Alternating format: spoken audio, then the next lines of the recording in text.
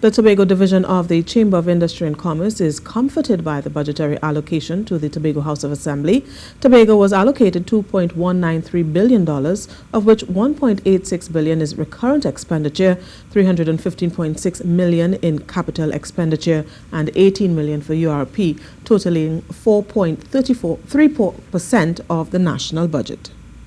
We are a bit comforted with the Tobago House of Assembly getting $2.1 billion out of the national budget, with the recurrent of $1.86 billion, and we saw a shift in an upward shift in terms of the capital investment for Tobago, coming out of the budget of $315.6 billion, URP $18 billion.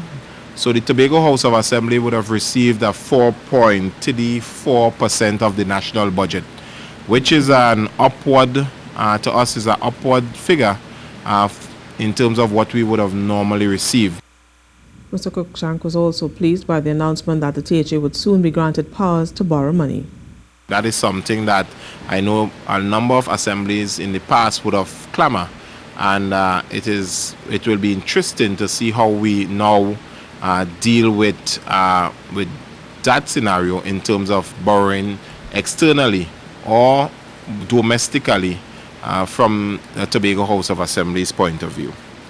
In addition to the $2.1 billion for Tobago, $1.09 billion was allocated to the Office of the Prime Minister-Tobago Affairs for government projects in Tobago. Mr. Cruickshank was concerned about the increase in fuel, which he said would ultimately increase the cost of living. He was also disappointed that not much was said about land title regularisation for Tobago. We did not hear anything coming out of the national budget, and I think this is something that we would have fought for, and we did not hear anything about it in the budget statement, and which is disappointing to us here in Tobago, that no direct mention of the land license to operate for investment into Tobago.